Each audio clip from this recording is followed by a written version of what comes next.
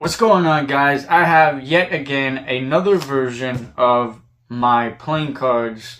This is version number 13 of these cards. I have printed 13 versions of this exact design, just in different ways, and that's pretty crazy to think back to how many versions of this deck of cards there are. But yet again, this is another version of the cards here. This is a combination between black and baby blue in the background. And then I went with the red for the letters. But anyway, I'm going to get straight to the point, man. I'm going to show you something really, really cool with these playing cards to show these cards off any way that I can. So what I'm going to do really quickly is I am going to shuffle the deck of cards a few times. I'm going to do it 3 times since, you know, I'm all about threes, man. I'm all about threes. 3 diamonds, 3 everything.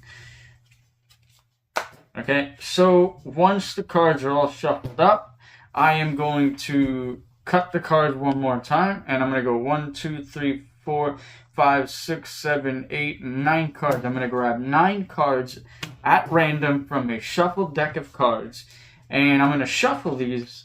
What the hell? I'm going to shuffle these up as well, just like this, mix them all up, and then I'm going to separate the cards into 3 piles, each with 3 cards. Like I said, I do everything in threes. So what we're going to do is we're going to flip one of the piles over, and we're going to remember the card on the bottom. That is the 5 of hearts. So the 5 of hearts is the card that we need to remember for this. So we're going to take the 5 of hearts and we're going to place it on top of the pile. Okay? So we know that it is in the 3rd position from the top of the... Ooh, look at that. 3 and 3. What do you know? That was not part of the plan. This is not part of it. That is insane. I'm going to keep this in there. That's crazy. I was not expecting that. I promise you that was not part of the illusion. So you can see 3 and 3. Now that we're doing everything comes in threes, that's why I say. But anyway, the 5 of hearts is in the 3rd position from the top of the deck. And now we are going to mix that card in the pile even more in a very specific way. And the way we're going to do this is we are going to spell out the name of the card, 5 of hearts. And for every letter that we spell, we are going to put a playing card face down on the table. Let me show you how that looks like. Okay, so we're going to start with 5. F-I-V-E. That's 5 right there. And then of. O-F. 5 of hearts. H-E-A-R-T-S. 5 of hearts.